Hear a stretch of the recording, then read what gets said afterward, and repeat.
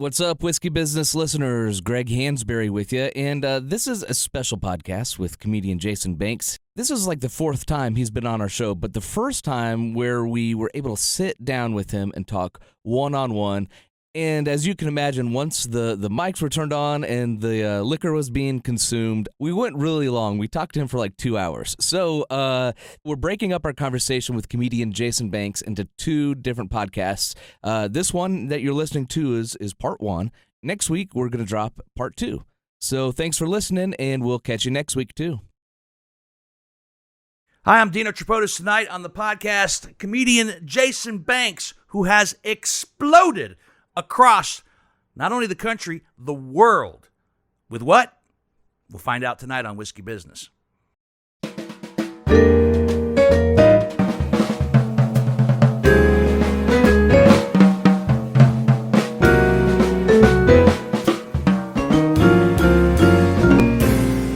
Hi, I'm Dino Tripodis, and welcome to Whiskey Business. Let me pose this question to you, ladies and gentlemen. Have you had your 15 minutes of fame?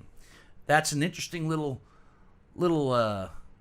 situation when you talk about the 15 minutes of fame. When I say that, let's talk about the normal people in the world who get their 15 minutes of fame. People who weren't expected to be famous at all. They become a local hero.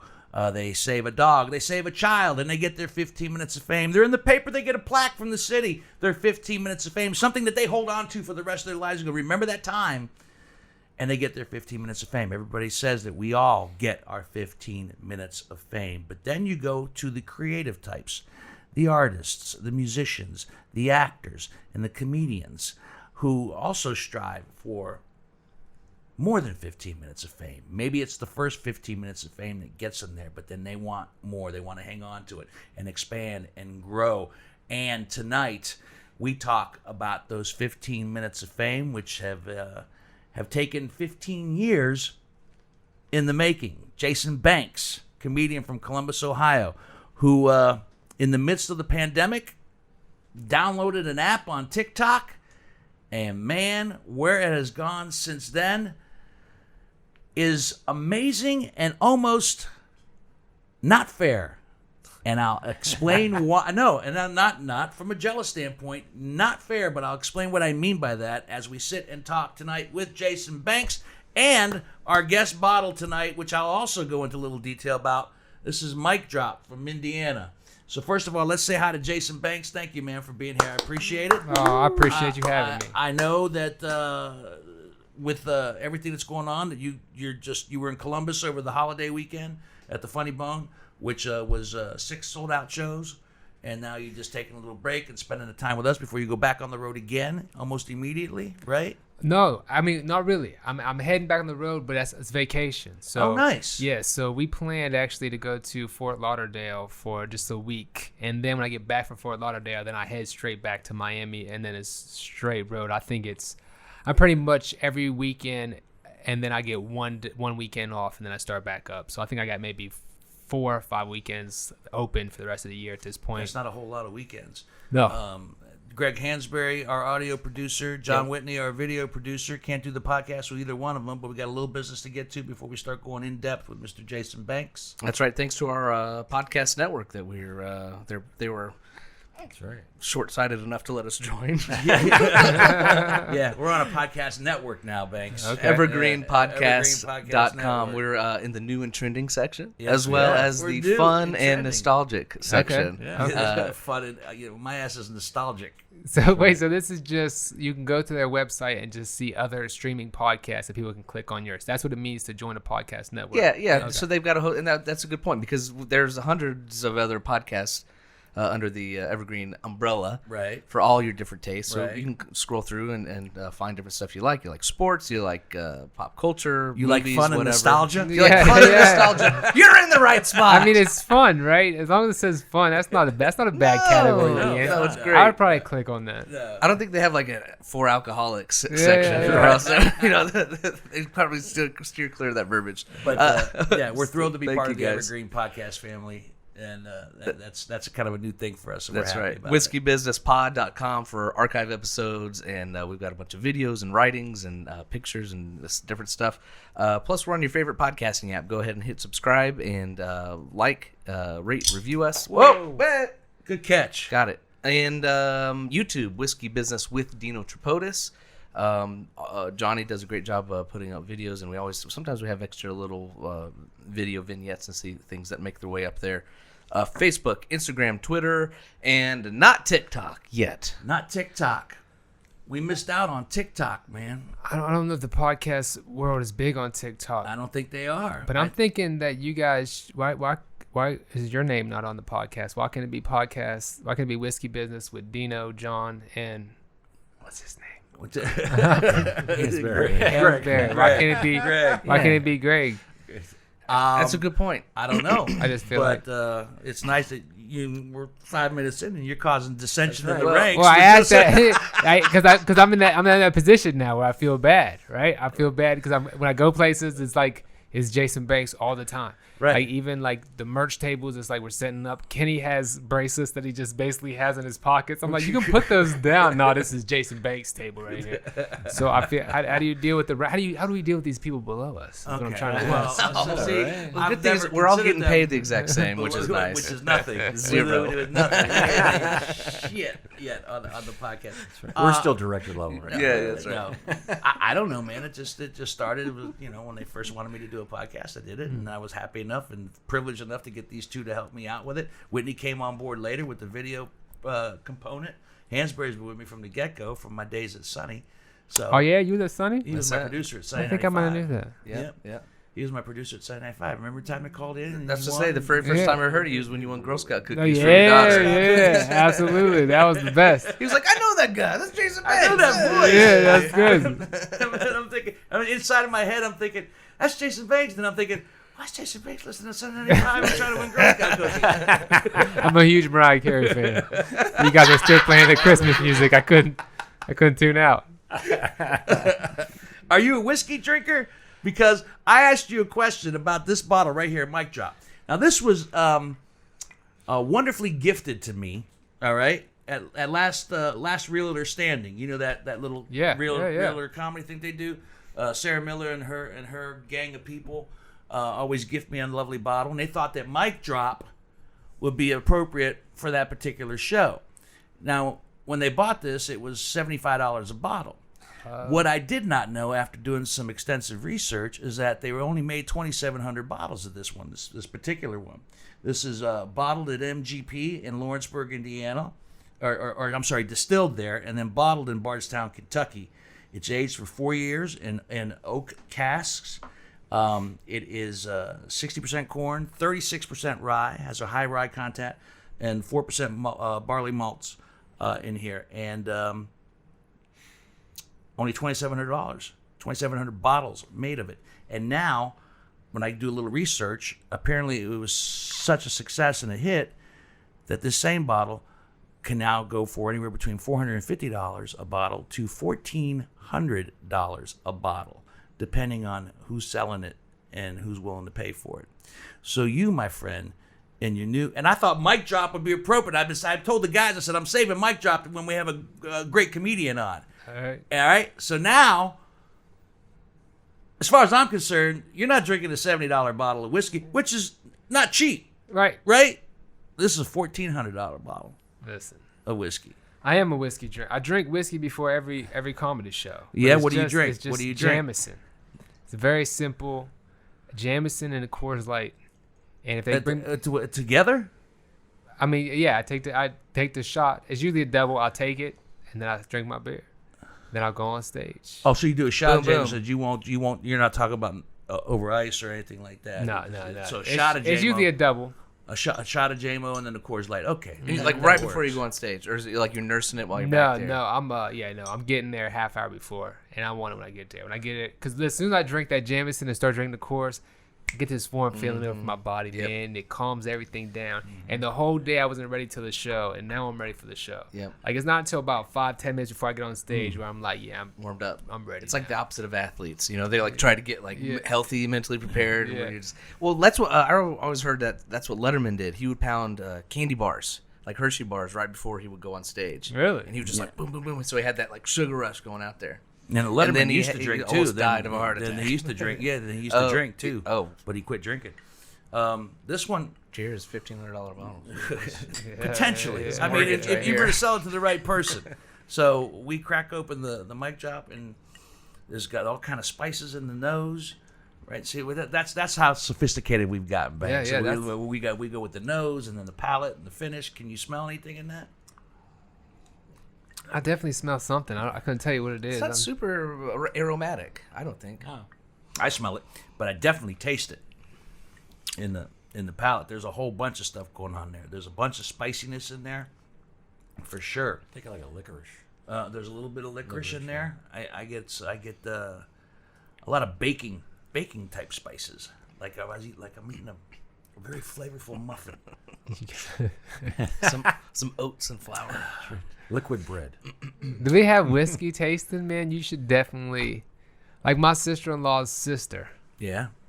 she goes around for the wine test, so she takes the wine, and she did that when we all had to sit there and smell it, then watch it go down the side. If it goes slow or fast, they don't do that with whiskey, man. I think you would be a great host. The way you just we've done whiskey tastings before on Whiskey Business, and we've had distillers on talking about their products. So yeah, I mean, but I don't. But here's the thing: you are a professional comedian. We are not professional whiskey people. We never go pro on our. We just love whiskey and love trying it, but we never claim that we're whiskey experts. Oh, you That's should what be. keeps us legit. Because those assholes, they think they know whiskey. No, we don't know whiskey. We're enthusiasts. We're enthusiasts. We're just barnstorming. That's There's all a we're difference. doing. There's a difference. I'm enthusiastic to get drunk with Dino. I'm good. I get it. And watch this one, because this one's almost 113 proof. So Oh, I'm gonna be careful. Trust me. sip gently, but sip all you want. And before for it's the all people said at and home, this is awesome. It's got a glass cork, which is pretty rad. done. Yeah, it's pretty cool.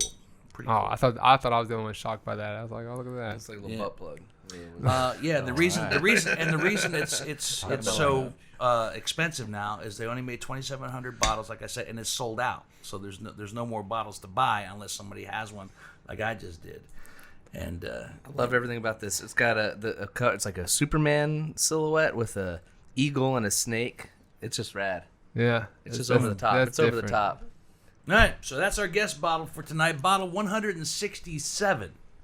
We've had 167 bottles Oh, yeah? on this podcast. We've tried 167 bottles on this podcast. So, what do you guys drink on Comedians on South High? Oh man, whatever's in the fridge at the studio, man. It usually is water and Coors Lights, and we'll head over to there's a little pizza spot right beside it. Not really a pizza spot. It's a bar down the street. We'll go over there and drink a little bit before we get on. But yeah, it's whatever in the fridge, man.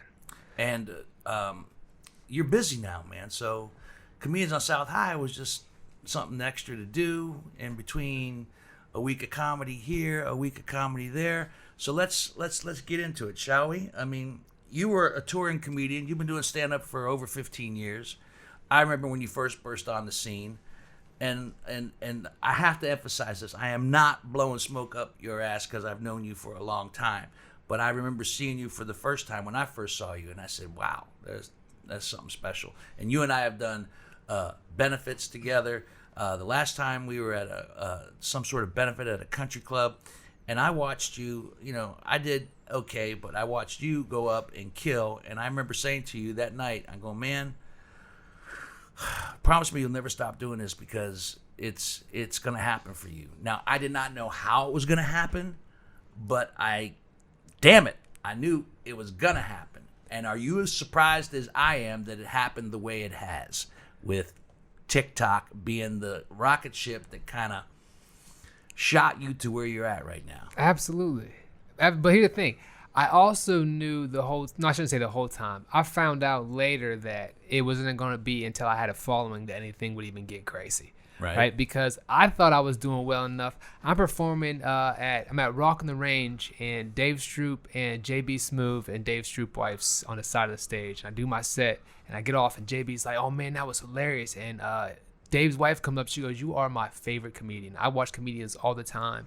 And she's like, "You're gonna be somebody." And then of course Dave just standing there like, "You guys want to eat lunch?" Not saying a word. Not too much. Yeah, he evokes no emotion whatsoever. So he's the booker at the Funny Bone. He is booking the Funny Bones now. Yeah. So now I'm thinking, I got enough material, and I think I'm funny enough that I could probably get an agent. So I would email agents clips of me, right? And just thinking, if you just watch this little clip, you'll probably be like, "Hey man, I could put him on something," right? Right. And I only got one response out of every time, and I would look up major ones. I wasn't just emailing. I'm lying. I did email one crazy one.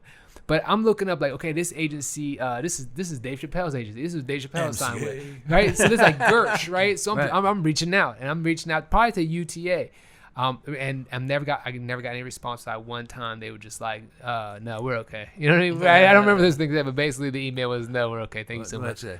We got plenty of comics. Yeah. We don't need anybody else on the roster. So I knew I needed a following, man, and I just figured out, right? It was actually, I joined TikTok before the pandemic kicked in.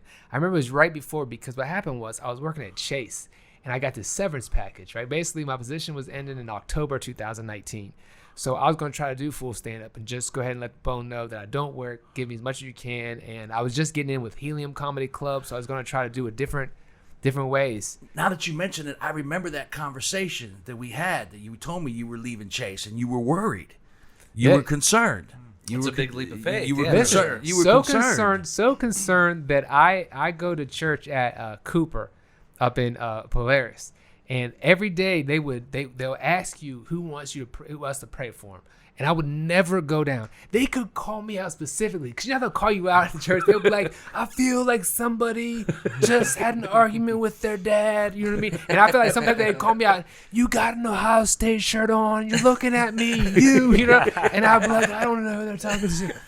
And everybody go down and get prayed, and I never went down. This one time I was like, "I'm gonna go down."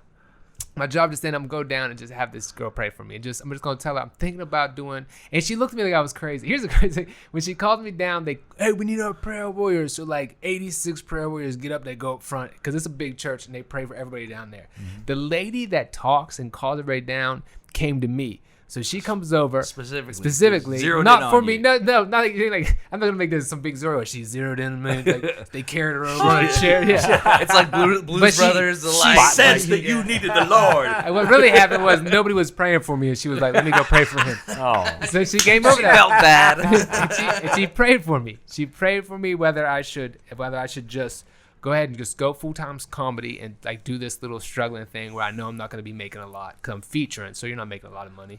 Or should I just look for a job? And when I said it to her, she almost looked at me like I was crazy. Like, "You and your little rapping ass friends, go get a real job." You know, that's how she almost looked at me. But she prayed for me. And then, man, I was only shooting these videos on TikTok and moving them to Instagram. I was only shooting on TikTok. It's the easiest way to record. 100%. As long as you stop, TikTok's the best. As long as you're holding a button in, you let go, you stop. You can move to the next thing and record. If you have music in the background, you don't have to try to add music. It just picks up where you left off of recording. Yeah. So I would shoot them that way and put them on Instagram. And my following was slowly built on TikTok. I post them on TikTok to see if there's any type of reaction. And then I post them to Instagram. It wasn't until I was on there one time and I went on and I got all these notifications, and I was tagged in a video where someone posted my video from Laugh Mob's Laugh Tracks. Right. And this guy had like 150,000 views on this. And I have like probably 1,200 followers. And he has so many. So I was like, I'm going to post that video. So I posted a video and I went up to like 3,000 followers. So I was like, oh, I can try to build this on TikTok. And so these people would talk about ways to gain followers on TikTok. And somebody was like, post your best video that you ever posted, just repost it. So I reposted my Laugh Tracks video a second time, maybe like a month later. And the next morning I woke up and it was like at 25,000 views. Sweet. And then it just kept building to the point. I remember we were out of town, and I remember texting my friend who I think he had like 200,000 followers right now. I texted him like, "Yo, I have 16,000 followers, bro. Like I went from 1,200, I'm at 16,000." And like by the end of the day, or maybe the end of 2 days, I was at 100,000. Wow. And it started to slow down because the video was out. People were sharing it, but it started slowing down. And so I was just thinking, how can I keep building followers, man. And I moved to my Twitter, which on Twitter, I tweeted one time. It was a quick tweet that said, "Kids eat free." Nice. In that case, I'll have a water, and my son will have the steak and shrimp combo with a kid's Bud Light, right? Yeah, And so I was like, yo, I got to turn that into like the TikTok video. Because I would try to take my jokes and turn them into it. So I did this video where I'm sitting there, and I used this filter for the kid. And if I knew this kid was gonna blow up, I'd have gave him a different name. But I didn't know what name. Yeah, all right. I didn't know what name I was gonna give him, so I was just sitting there, and like the server comes over and he's talking. Like I'm playing everybody, so I'm playing the server. I come over and I'm telling, hey, kids eat free. And as a dad, I'm like, oh, that's great. I'm just gonna have a water. And like, what would you have, Derek? And then Derek, like you could tell he's already in the plan. He's like, he starts naming everything that he wants and what the dad wants. I've seen that video. And that one blew up. So when that one started hitting millions, then my 100,000 followers started going up to like 200, 300. So I just kept pounding those.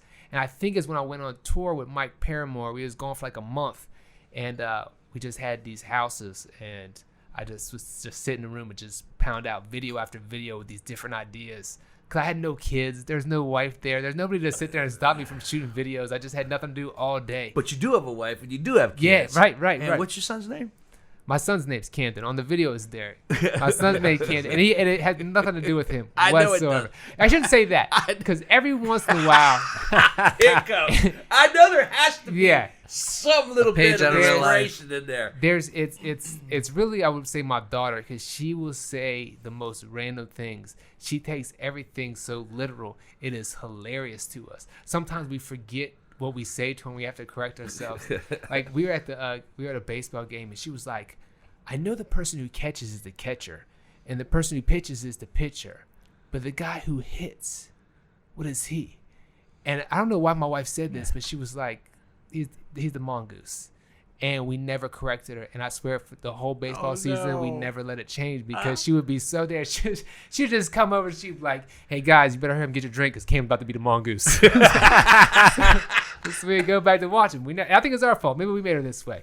But we were watching the Kardashians one time, and I don't know why. Why? That's a family viewing? No, of the Kardashians? I should say it's probably a commercial, to be honest with you, because I don't watch the Kardashians. But I could just tell you, one of the Kardashians on TV said they had to move. They were going to move out of their house, or they move out of the beach house, wherever. And she was like, if I move out of the beach house, I'll just die. And my daughter couldn't believe it. She was like, why would she die if she moved out of the beach house? So now she was concerned, like, why would the parents even make a move if their daughter's going to die if they leave? So I got to sit there and explain she's not really going to die. This is going to happen. So because of small things they'll say, yes. Like sometimes we'll be dead middle of a movie, an hour into a movie, 45 minutes still left, and they'll say something so dumb that I'm like, I gotta shoot a video. So you are inspired by let's pause this. And how old are the kids now? They are 10. They'll be 11 10. here in a couple months. Yeah. You got twins. You got twins. Yeah, he's got twins. He's got twins. So and are they aware of what Dad's doing on TikTok? They are. They don't have TikTok, but they know about it, and so they know about everything. And if I shoot a video, sometimes if it's like, so some of them are cleaner, so I'll show them some of the cleaner ones where like the kids just being stupid or something like that. But they're aware. And are either one of them like posing you a question like, well, who's the kid based on? Have they gotten to that point in their lives where they start putting things together? Like, I already have it explained to him. Because, do you? Not for the TikTok, because of the stand-up. Because my son is very sensitive, right? And so I already do the joke about where I say that my daughter, she talks fast, but my son, like, he can't get it out. So I'd explain. I say I hate our conversations, and not just that. They also, my house isn't the biggest house, so when I go over, like, not now, but I used to be at the house just doing stand up. Like if I was headlining the Bone, I'm in the living room just doing my set, and they just come down, walk. They'll be right there. So then I gotta make sure I'm not saying stuff for them to hear. But when I get to that, I had to tell him a couple. He never asked, but I just want him to know. Listen, I also make fun of Mom. Right, I make fun of Mom. I say this stuff. But I want you to understand, like, is that an out though? I mean, does that cover it for now? I think it does. I make fun of Mom too, so yeah. I think it does. And then I just got to get my daughter in there, and he'll be good. Because at the end of the day, if he grows up and listens, let's say he grows up, listens to my Netflix special, what he's going to hear is he's not going to hear anything nice about any of us. Right. He's going to hear about me being weak and not being able to fight, and then calling my wife these names. I'm saying he can't talk. So I don't think it's going to be too bad. But you never know. You You don't equal opportunity abusive. But if things continue on the path that they're going, and that's what I said in the onset of this thing, I said everybody gets their 15 minutes of fame. You don't want 15 minutes of fame. Did you want to be famous when you got into this? I mean, was it when you got into stand-up comedy? Because if I remember correctly, and if my Jason Banks history is wrong, please feel free to correct me. But when you started, you actually started and stopped for a while. Yeah, so I started about 2006, had the twins in 2010, and it stopped for about 3 years. I will credit, a lot of people say this, and I usually don't correct them, but a lot of people will be like, hey, man, remember when you were like, I'm about to stop doing stand-up? And I was like, man, keep doing stand-up. And I was saying, no, I never remember having that conversation with you at all. I had Oliver Gray, if you know who that is. I do. I believe is the reason I kept doing stand-up. I had my kids for 3 years, and he posted he was going to be at the Funny Bone in a competition. And I used to live in Canton, and he lived in like Wadsworth or somewhere around Canton. So when I'm in Columbus now, and he posts that, I was like, I'm going to go check out this show. So I go check him out. I haven't done stand-up in years, and they're still signing up people on the list. So I signed up. And I was like one of the last 4 people to sign up. I paid $10, and I was supposed to come back a couple weeks later and perform. And then I won that competition. And Stroop saw me, and he came up. He said, hey, man. I actually thought I lost because, first of all, there's one guy there who has the whole crowd filled. Right. So bad that when they brought us the top 3 to the front for a clap off, his people were holding up signs that said, like, his name for president. And Dave came up to me. He goes, hey, before I walked on stage, he goes, hey, when you're done, come see me. So I'm thinking, okay, well, I didn't win because I won. I'd probably go see him anyway, right? So he must want me to be like, hey, I know you lost, but don't worry, come find me. He goes, you know who I am? I'm like, no. He's like Dave Stroop. I was like, okay, I'll come find you. And then I won. I went up there, and so there you go. There you go. And I think, when I said I had that conversation with him, said, don't, please promise me you won't stop what you're doing. I think I caught you. I don't think I caught you in the very, very beginning of your stand-up. I think I caught you when you came back after the 3-year hiatus. I think that's when I saw you for the first time. Because I was my 3 years. My 3 years was nobody from Columbus knew me. I came from Canton, doing it there. 3 years here. And I don't mean like you. I just mean like people will be on their podcast like, Jason was about to quit. He was down. I was like, hey man, I don't remember that. I just remember in our conversations that you talked about a hiatus where you took a break. And having twins would do it. I mean, man, you're married, you got 2 babies, you got to work, and making, I don't know, how much were you making in stand up back then? When you first started. When you get a week's worth when I was working as an MC, I was making $350 a week. Oh, yeah, but you gotta understand, I don't want to put the club out, so I'll go that way. The club that I was at that $350 was feature pay, and it was harder work. You weren't doing the weekend. You were doing like Wednesday through Sunday. Oh yeah, like, you were there every day for like $350, and I was a feature, so I wasn't even getting that. I was probably getting $150, and that's the only places I was really. And then when I was getting paid, $100 was crazy to me. Like they'd be like, hey man, come do 20, and I'd tell my wife like, I ain't make a lot of stand up, but I am getting paid like $100 every 20 minutes. Like technically, that's $300 an hour. What do you mean? That's good. That's good money. I just need 40 hours a week. That's it. Now, there's an old saying that said behind every successful man is a strong woman. Now, let's talk about your wife for a second, who's been with you from the get go through all of this. I mean, has she always been supportive? Yeah, 100%. And she's strong. Not just that, just strong in general. Like the stories goes beyond stand up. Like we fought somebody before together. Like not even, I shouldn't say that. She beat a guy up for me before. Is what happened. And that's honest true story. Like there was just this guy, I don't know why he didn't like me. And he was dating this girl. He was best friends with the girl across the street. I was just trying to picture this in my head. It's so true. Listen to this. All right. I get out of the car, and this guy across the street is sitting there. And it's really my fault. He's making some noise, so I just kind of mock him because I ain't like him either. And he got up, and we met in the middle of the street in front of my house. He's crossing in the middle of the street, and he's talking. And me, I just feel like I'm going to mush his face but not do anything. Like he just going to take the face mush.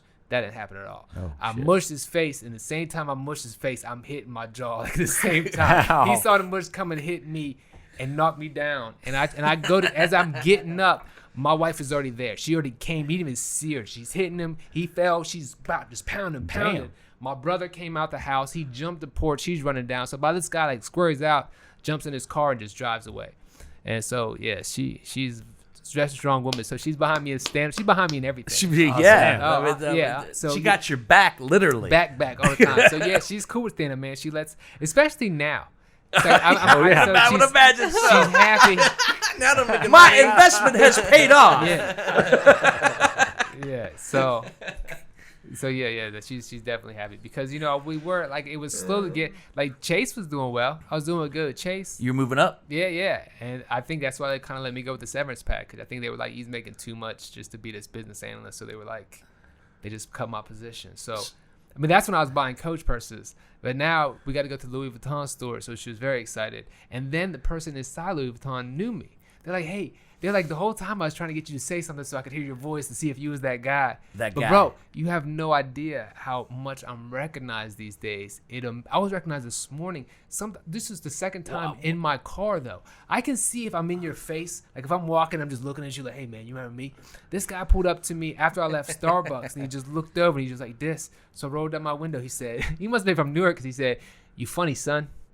funny, son. And Thank you. Yeah, I appreciate it. I appreciate it. Yeah. Thank you for that validation. That's what I was looking for in my career. I made it. And then another guy, we were just on Main Street in Reynoldsburg, and this guy runs up to the car at the light and was like, hey, are you from TikTok? And I was like, and I'm driving. He goes, can I get a picture? I was like, before the light turns red. So he ran around and he just got down, and my wife leans back because she didn't want to be in it. Somebody came out at Culver's. One of the workers came out and got a picture while we're waiting for food. Oh, Culver's, that's the best. So they're butter burgers. And my kids love it every time they get excited. Somebody came. My daughter's track meet. Somebody just came up and got a picture. So are your kids aware? Are the kids aware that Daddy's kind of famous right now? Yeah, they get why? Because my son would see it all the time. My daughter, it was like this weird thing where my daughter would never be there, and my son would get to come home and be like, it happened again. Somebody noticed Dad. Yeah. But now she sees it. But here's the craziest part. We were in Tempe. So at first we went to Tampa, and somebody rolled up on me, and they were like, hey, we get my Snapchat. They were just driving by. So I'm like, yo, they know me in Tampa?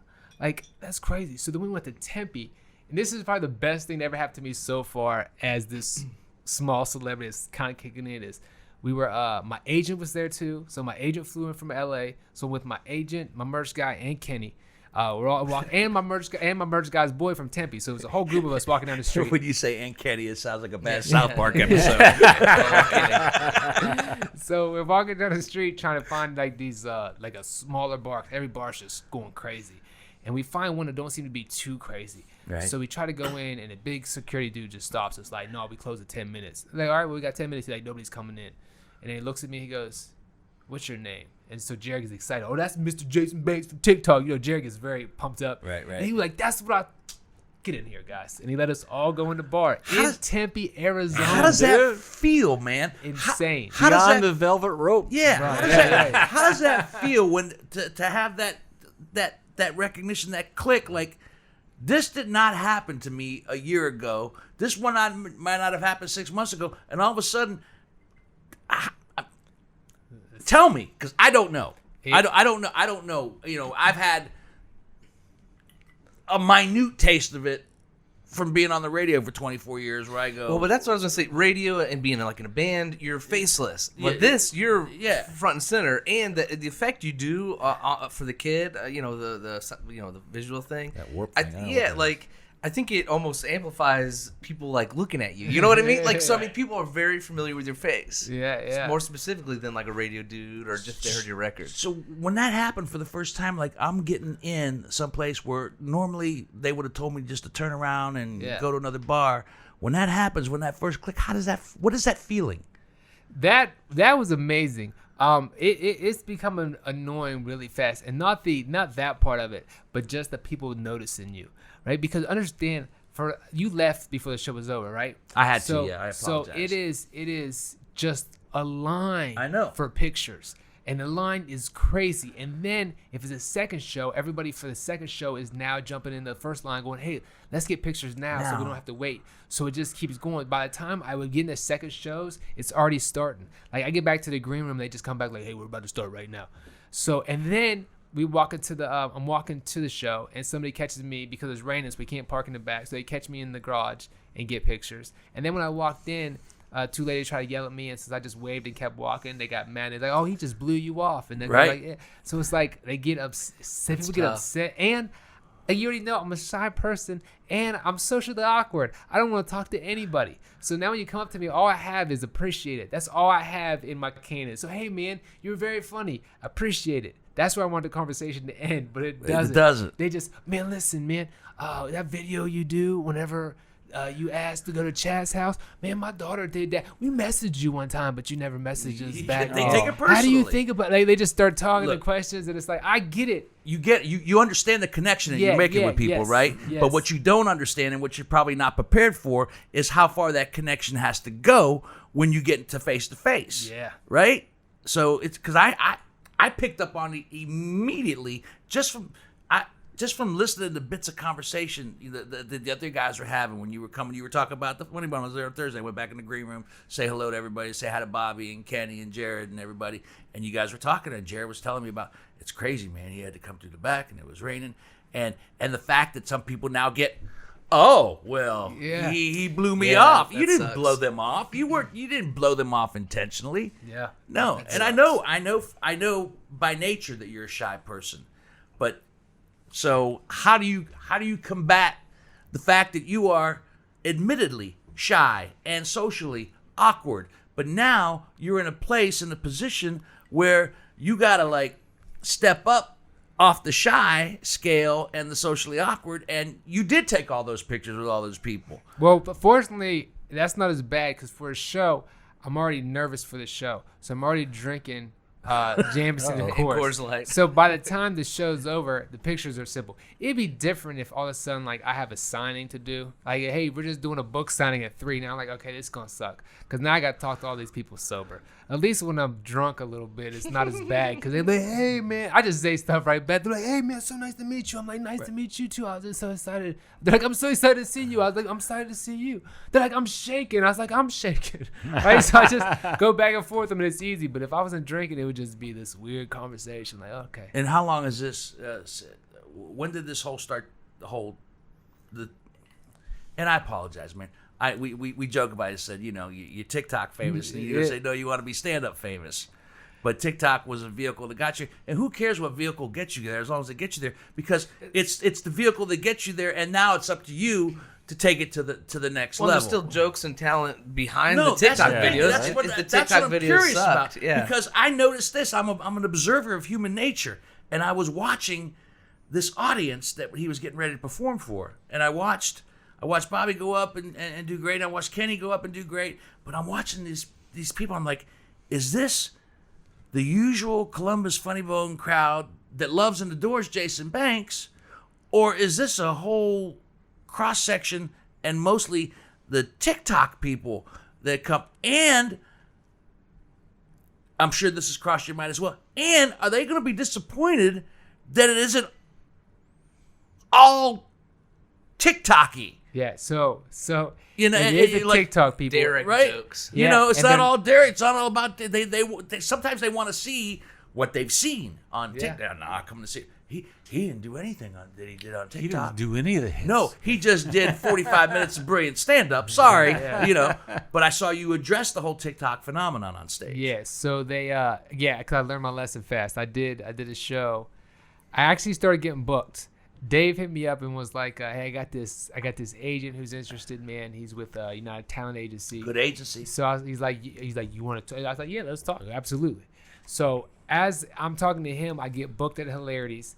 Dave books me at Tampa, Toledo, and Columbus, and then I sign with UTA, and I'm booked up until February. Now I'm booked everywhere. Bam, bro. just like that. Yeah, so I was like, all right, well, there's one guy, and people would hit me up to do shows, and I would turn them down. Like, I just don't want to do the shows right now, man. I'm doing all this TikTok stuff. That's kind of building up. I had some weird issues with TikTok, so I was like, I'm just doing TikTok. And then all of a sudden, he was like, I had all these shows starting to come up, so I hit up one guy who hit me up. He wanted me to do Newark. I was like, hey, I'll come do Newark. So we sold out Newark like in a day, but it was only 80 seats. So we did a second show and then sold that out. So I went to Newark on the first show, didn't say anything about TikTok, did my normal stand-up.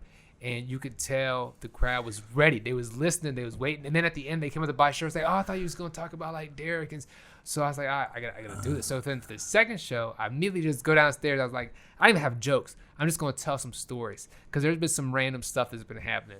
So I went up, like the Blind Adam stuff. And that guy really hit me up. And I never had a joke yet, but he hit me up, and he's very upset. So For those of you who have seen the TikTok videos of Blind Adam, Jason found out there was actually a Blind Adam. Yeah.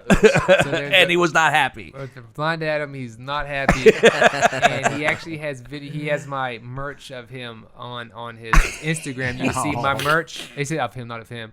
And he's told people I'm an asshole. And then people went on, they were like, yeah, he has 1,200 followers. So people come on like, yeah, man, that's a douche. Some people were like, yeah, man, he's whack anyway. So they was like all sticking up for him.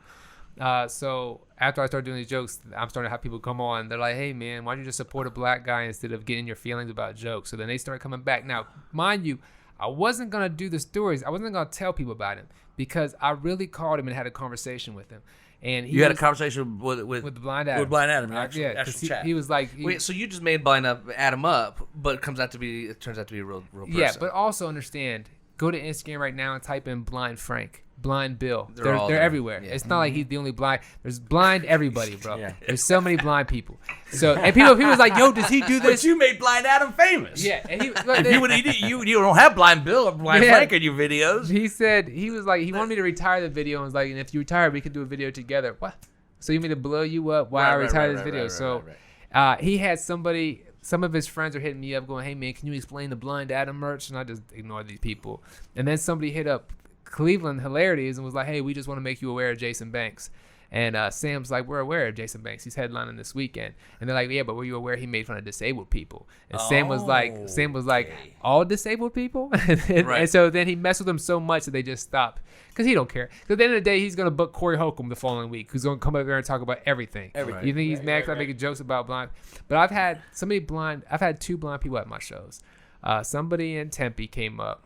Crazy situation because I promise you, it was just like you would imagine it to be. She walks up with her friend and she goes, "Here's the comedian," and she immediately like turns and then turns back to her friend and grabs her friend and she's like, "Is this the comedian?" And she was like, "It's me, get off me!" She turns her around towards me. So then the whole time she's talking to me, she just grabbed my arm and telling me. And I couldn't get her away because she wouldn't go. People were coming for pictures. So I was like, Kenny. And then Kenny came over and I just kind of stared her off. I was like, here's the other comedian. Was she Grab this guy's excited arm. to see you? Yeah, she was excited. She was upset at all. Yeah, she wasn't offended. She wanted to see you. Yes. So, and then the other lady just in Columbus basically stopped and told the merch guy, and then she came told me some of the story that she's a huge Blind Adam fan, and that they're upset to hear about Blind Adam being upset about Blind Adam because she said there's a whole blind community that love me. She said my whole family's blind. I was like, damn, that has to be rough. the family, yeah. Goodness gracious. How many times they come home at night and the neighbors are like, hey, you're at our house again. You live next door. Right. That light bill is really cheap. Yeah. So there's a whole community that's cool with it because here's the thing. I'm not doing anything. I'm really, it's the lightest jokes. It's just simply like something like him writing a letter and him scribbling and the letter doesn't say anything. Like, it's not like I'm sitting there out there just being horribly mean. No. Now, I did do one where I thought somebody did come up to me and they were upset about this one. And this is before I had Blind Adam. I used to do videos of people writing their lyrics. And I thought they were funny videos. So it would just be like, if I found the song that like, it would just be funny to see somebody write the lyrics to it, I would do it. And then when I thought of Stevie Wonder, I was like, yo, that's hilarious. So I would do these videos where he'd be writing the lyrics and it kicked down in the video. And then the paper would be like off to the side. He'd just write it on the table or something crazy.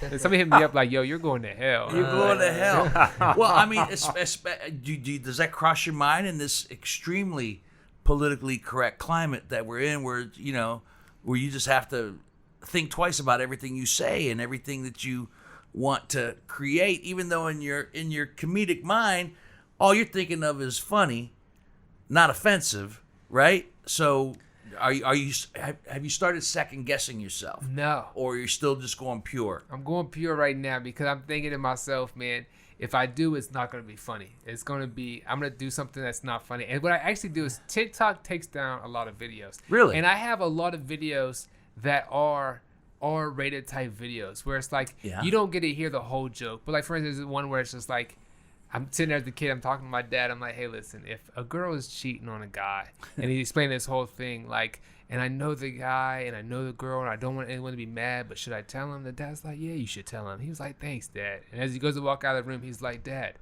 Mom sucked Uncle Rick's. And it clicks off, right? And I was like, that's hilarious. But that now works. That should tell people, you should understand I'm going to say some crazy stuff on stage. So when I say the stuff, which is now when I get on stage and I say something that's going to be more offensive than just a little sex joke, but maybe something about like the guys in LA that dress up like women where I'm telling this joke about that. And then after it goes, I'll always tell the crowd, like, TikTok can't take this shit down. It's just going to be in your mind at this point. And so now anybody that was offended almost forgets about being offended. Like, oh, that's so funny because TikTok takes this shit down all the time.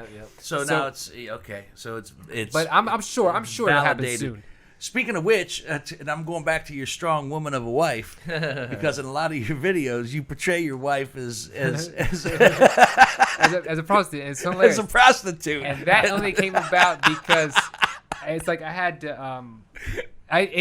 Those weird ideas come from nowhere. Like I understand. From nowhere. Blind Adam. Yeah, listen. Blind. This is just me trying to be funny. So one video, I'm like, hey, I should do a video where about getting picked last in gym class. I'm trying to think of some normal situations. Mm-hmm. So one was getting picked last in gym class, and during that video, it's just Derek or another kid. You can't see the other kid. And they're going back, and the last kid goes, "I'll take Adam," and it shows Derek. He's like, "But he's blind," and then it shows blind Adam with the glasses on. I forget what he said, but that's where he came. It wasn't like I thought, I need to have a blind kid here all the time. Right. I brought him in, and then I just randomly started bringing him in again, and then he became so big, like people like him more than your universe is expanding. Right. Yeah. But the wife as a prostitute came for. I was doing like career day, and I just thought it'd be funny. I thought it'd be funny if he. I think it was right after the Uncle Rick one before, because he goes to school and he goes, hey, did you talk to your parents about career day? He said, yeah, my mom's gonna come in and talk to you. He goes, oh, what did she do? He goes, she's a prostitute. And he's just like, no. He's like, yes, she is. She just sucked Uncle Rick's, and it clicked off again. So yeah. So like the ideas that just come from nowhere, and then it's like, that's kind of funny, man. Do you feel the pressure to keep coming up? I mean, you're putting out how many videos a week? I was doing 3 to 5 a day, and then this took over so much to stand up that I was on Cameo. You understand? I was on Cameo, and when I first joined Cameo, I was like, listen, I'll do $20. So $20, and well, I'll say happy birthday. But then it became a thing because I'm not Brad Pitt. I can't just go on, look at the camera, and go, hey, real quick, man. Sharon, Mike said it's your birthday. Happy birthday. People would be excited if that was some Brad Pitt shit. For me, they expect a little video. They expect the kids. They expect me. They expect all this interaction. They expect all the TikTok stuff to so along with so they're not. Yeah, so they wanted me. They want like this TikTok video of happy birthday. So it takes some production. But it started going a lot. So I was like, I'm gonna raise the $50. So I raised the $50, and then one day I go on Cameo and I'm hit up by Edwin McCain. Do you know who Edwin McCain is? The singer. I'll be something. Yeah. Your crying shoulder. Yeah. It's a Sunny 95 song. It's a great song. And he also sings I Would Not Ask for More. So he hits me up on Cameo. It just says Edwin McCain. He said, hey, you should raise your prices to $100. Edwin. I was like, get it apart from Edwin I was McCain. Like, did you sing I'll Be? He was like, yeah, it only takes one hit. I was like, that's amazing. He said, raise your price to $100. I was like, because of the holiday? Because it was like something was coming up. I know Valentine's Day or Christmas. And he was like, no, man, you're blowing up. I would raise to 100. So I raised to 100, and then that was getting too much. I would wake up some morning, and there'd be 5 or 6 videos I'd have to make for that day, let alone the 3 to 5 TikTok videos I'm trying to make to keep the money coming in, because I'm getting paid through TikTok as well. So that's why I got to put so many out on this. So then I had up to 150, but it didn't slow down. So now it's off. But if I turn it on right now, I still have people hitting me up. They just hit me up in my TikTok. They don't go, hey, can I give you money for you to tell my dad Happy Father's Day? And I don't even respond. I just don't have the time. Right. Does that frustrate you? That they hit me up, or that I don't have the time? That you don't have the time. Yeah, the money's on the table. You can take kind of, because it's actually the easier video to shoot. Right. Because they'll just come on like, hey, it's my dad's birthday. My dad he works as a he's a doctor and he does this. So I'm like, oh, that's so easy. I just bring up like this doctor stuff, and then of course it excites Derek because it's an old man that takes his shirt off or something, so he's pumped up. Sure. And then other kids are normal. Blind Adam's doing blind people shit. So it's like it's a very easy process to write these things. I know, but it is time consuming. Yes. But isn't it interesting that before you got to this level of fame where you're at right now, where if somebody would have asked you to do something, you would have had the time, would have been very appreciative of the fact that they asked, and you'd have done it. And now you're in a position where you're so busy. I mean, something's got to give. It's something's got to give, Hansberry. Something's got to give. And knowing you, as I've known you over the years, you seem like the type of person that wants to do the very best he can to make as many people happy as he possibly can. But it's not possible. It's not possible. Does that mess with your head? No, because I actually have an agent now that is able to be the bad guy for me. Okay. So it's a lot. Yeah. So that's it's what I was like gonna say. You need I put a buffer. He even told me just send everything to me, and the things that aren't worth it, he doesn't respond. And if they are worth it, he'll hit me up. I still have people hit me up and just ask me straight up, and I just push them towards him. But he's especially with comedy shows, like that's the easiest thing because I'm getting like what he's booking me is the real deal comedy shows, right? Mm-hmm. I'm talking real deal money with these people, and then other clubs will hit me up like, "Hey man, come through and we'll throw you this much," and then I'll hit him up. He'll be like, "Go look their list. They're not gonna pay what the other clubs are paying. They're not even worth even talking to about." So I don't have to be the bad guy anymore. He's the bad guy. And then Jared, my merch guy, he's the bad guy. When we're on the road. Jared can play the toughie. He can play the hard. He can play the hard guy. I made him cut the line off, but sometimes he doesn't think straight. Like I said, he seems like he might be a little. There was 9 or 10 people left in line, and I said, Jared, go cut the line off so nobody joins the line because they keep coming from the second show. Second show try to jump the first show line. Right. And instead of Jared going to the back, going, hey, nobody else comes in line, he just went to the rest of the people, hey. Jay gotta go. You guys can come get pictures. I was like, no. They can still get their picture, bro. Just don't let nobody else. He looked at me like, I ain't know what you want, man. Let me explain it a little more specifically. Yeah. But kudos to you because Jared loves you, and Jared's been with you from the get-go. So is Kenny. So is Bobby. And you're taking Kenny and Bobby with you on this ride as well. I watched, like I said, I watched them both before you came up on stage Thursday night. They both did great. Kenny still makes me laugh, and it was interesting. You know, I watched to see because that was the first time I've been in a comedy club. Just walking in the comedy club since before the pandemic. Last show I did was our Christmas show before the year turned and the pandemic hit. Yeah. And I was back and it felt weird, and it's like, and I'm watching like, and I found it interesting that Kenny didn't say anything about the pandemic. Bobby didn't say anything about the pandemic. You did a couple jokes about the pandemic. Yeah. But it's interesting how and that crossed my mind. Like if I got back on stage, what am I going to talk about? Because I have all these ideas in my head about one, but they're not all pandemic related, and they're not about COVID per se, but they're about experiences that I had over the course of the year with COVID, and so I watched you like talk about like you were kind of digging the social distancing thing because you know your friends would always come over, and now they couldn't come over anymore, and you said on stage, I don't really like my friends. Yeah. So here's the thing though. So when I write jokes, I am very I make sure that I can use this joke for as long as I want to. So for my pandemic jokes, if you went back and listened to them, you notice I don't even have to say anything about the pandemic. Right. So the first one was my wife does work from home now because of the pandemic. So she did stop dressing up for the most part. So she's just wearing sweats around the house. So I do the whole thing where I say I thought someone broke in the house. But at the end of the day, I don't even have to say it's about the pandemic. It's just simply, hey, my wife started work from home. The next one was about me. We were sitting on the porch. I wasn't allowed to leave, so I sat on the porch. I watched white women jog by. Right. At the end of the day, I live in a nice neighborhood. I can see white women jog by. Like, it doesn't have to be pandemic related, but it all starts out with pandemic, and I think it's because pandemic just ended for the most part, and it's like I want people to know this is new stuff, right? So when I go up on stage and hit them with Tik Tok for the first 7 minutes, and then go into the pandemic, it's like people are like, oh, he just wrote a whole new set, and then right after I know that, they're like, oh no, here comes the jokes. Right. And I thought that was an interesting approach that you took to an almost humble approach. It's like you said, pandemic hit and I was a comic out of work, then I downloaded the TikTok app, and then this shit happened. Yeah. And I found that to be a very appreciative and humble reply to what has happened here. Now, my next question is, and I go back to that 15 minutes of fame. All right, you don't strike me as the type of individual that's going to rest on those laurels. I mean, this is gonna eventually, like everything, like every rocket that fires, it burns out, and then there's the next thing. So, what is next for Jason Banks? Because and I talked to Jared about this, because the first thing I thought about was like, these TikTok videos need to be animated.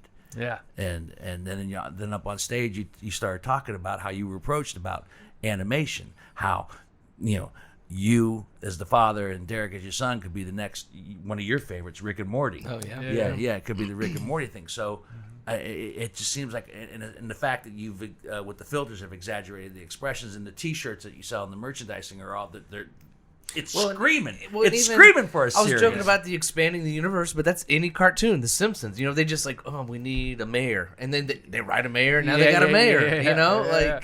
Well, what's next, man, is anything, wherever it takes me. Like right now, I have my agent hit me up and was like, yo, I got a manager. Manager works for Brillstein, huge company, right? Right. Big with comics for years. Yeah. He was like, so you got a manager and an agent? No. He said there's a manager that wants to manage me. He gave me his name. I checked him out a couple of times on Instagram, and then recently he started following me. He wasn't following me before, but now he's following me. And he's like, I don't know if you need him right now. If I were you, I would probably just, because you're all booked up for the year. This so the agent talking? Yeah. Okay.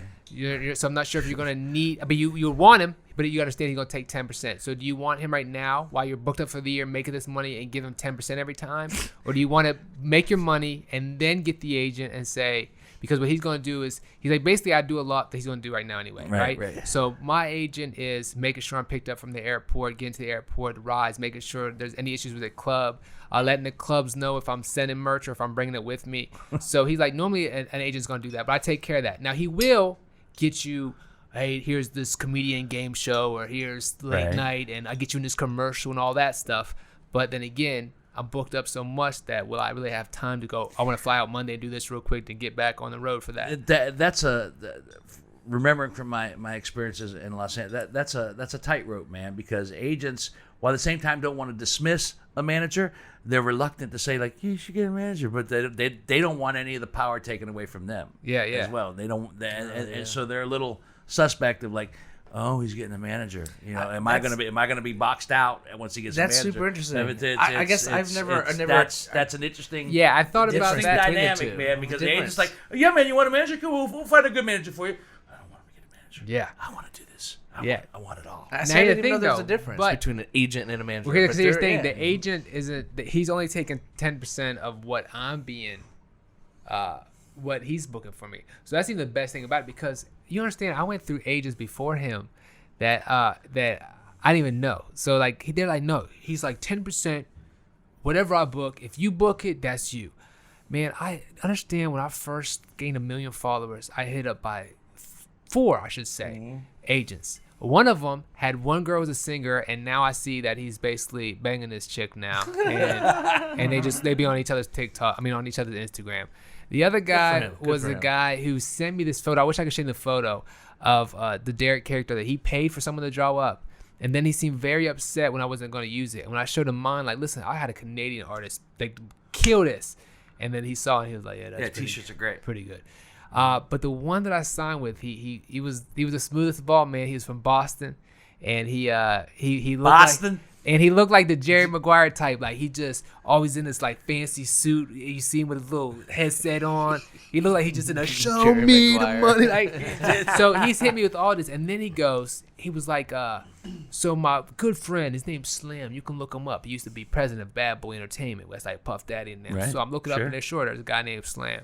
And he was like, so he's actually golfing with Kevin Hart. We were looking at a video the other day, and he was like, man, I want to show Kevin these so bad, but I don't want to show him unless he's signed with you. And I told him, no, man, just show him anyway. I don't care if he's signed with me or not. I think he deserves this. And so he was just hitting me up about this Kevin Hart stuff. And he's like, I've already talked to people about these huge tours. So I signed with him, but I got a 3-month opt-out contract. So I can leave within 3 months. But he's like, trust me, you're not going to want to leave. You're not going to want to leave me. So the problem is, he tells me basically with the merch sales that they also do merch, but it's like the shipping, that I would get, he had to pay 15% to Shopify. So because of that, that took away from me getting the 70%, which took me down to 55%. All right. When the sales come, basically I realized, now he's taking 45% and I'm taking 55%.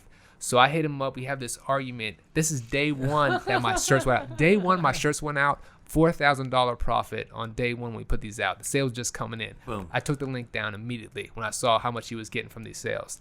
And so he was upset. He was telling me, hit him back. I went and talked to Jared. You know, Jared has that lawyer there. Right. So we have this lawyer. This lawyer's writing them letters like, no, we went out of this contract. It was 3-month. He don't want to let me out the contract. By the time, mid-conversation, back and forth with my lawyer, he is arrested.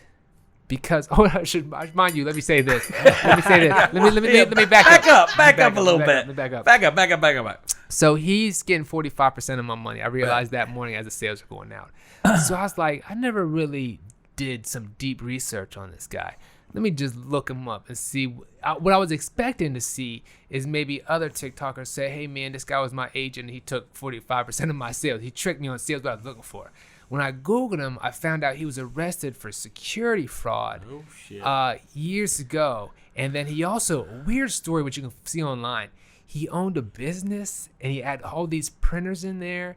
And something happened that the business got shut down. So the people, they just came and dumped thousands and thousands of printers in his backyard to the point the city of Salem was suing him because it was so dirty in his backyard from just printers. I mean, if you watch this news story, like the helicopter goes up and it's just everywhere. It looks ridiculous. And so he was arrested. He's in jail now for 2 years. And so when that 3 month was there, he wasn't even there to talk to. My lawyer just had to send him a letter and say, hey, we're out of this country. Well, that's just the email address they were going back and forth to for a while. So yeah, you're learning. Yeah. I've and you feel like the agent you got is watching your back as well. I know Jared's got your back. So I feel good with this agent because it's Dave Stroop's friend. Okay. So this isn't just like an agent that just hit Dave Stroop up. This is an agent that most of them deal with. This is like Ali Sadiq's agent and Taylor Tomlinson's agent. So like Sam deals with him all the time. Stroop deals with him. So I feel comfortable that Stroop golfs with him. And I think Stroop is a good guy. So I feel comfortable with it being a friend of his. Because he's normally from Youngstown. He's born in Youngstown, Ohio. But now lives out in LA. He's got some Ohio roots. Youngstown, Canton. So yeah.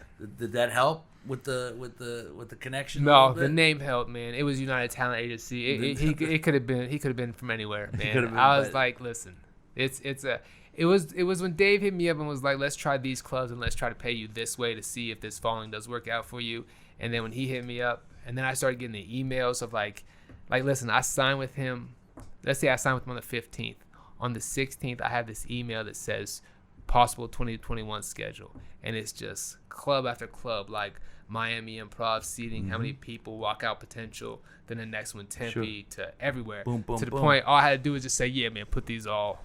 Do you feel and are you feeling the pressure or are you no? Because when it comes to stand up, you've been ready to. I mean, you've been headlining clubs for a while, but now on this level where there is an expectation, right? There's a different expectation. I'm telling you, man, I felt it when I was sitting there watching you. I could see it, feel it in the crowd. There's an expectation now for what you get, and in some ways, it's almost easier because they're so happy that they're there. Yeah. That they almost don't care what you say. They're just happy that they're seeing, and I'm sorry, the TikTok guy right now. But eventually, at some point, they're going to want to see, are they going to see Jason Banks, the sitcom star? Are they going to see Jason Banks, the movie star? Are you going to follow anybody's route? I mean, is there a plan? Or I think it's this. I think the plan has always been, which I've reached. So now I got to make a new plan because the plan was always make enough money from stand up or comedy that my wife doesn't have to work. Right? Is she not working? No, she is working, but she don't have to work. I told her all the time. Listen, we're at the point now that I understand she's really good at getting jobs. So you have to go back and get a job later in life because something goes down. You can, but right now, any of those days you tell me about, hey, this girl just emailed me and she's going to say, I went on the call, so I think I should be doing this. You could just be like, hey, fuck it, I quit today. I quit. And it's good. We're good to go. So I've reached that point. So because of that, it's just whatever comes. Here's the thing, things been coming that makes me just question what I want to do. You know, the first one was I was sitting there and got an email and it said, TatianaBull@Disney.com. I'm looking at it, I'm like, yo, this is at Disney.com. Like, I don't know if you can make that email address up. I can't just make it Jason Banks. So I click on it. It's like, hey, man, we enjoy your TikToks. We want to see if you want to come in for a general audition. And if you have a microphone, then you can just do it like through a Zoom, but we need a microphone. So I hit up Jared like, yo, we got to go to the studio, and I'm doing this audition with Disney. That's it. We're done. Part 1 is over. Much more from the conversation with Jason Banks on Part 2 that will drop next Monday. For all our loyal Whiskey Business listeners, thank you very much. If you're new to Whiskey Business, make sure you smash that subscribe button right there on your favorite podcasting app. Rate, review, and dig into our archives, and also word of mouth. Share Whiskey Business with all your friends. WhiskeyBusinessPod.com, YouTube, Whiskey Business with Dino Tripodis, Instagram, Facebook, Twitter. And we are proud to be members of the Evergreen Podcast Network, evergreenpodcasts.com. There's a variety of podcasts on there, so check them out. There's sure to be something that'll tickle your fancy. I'm Greg Hansberry for Dino Tripodis, John Whitney. Until the next bottle, see ya.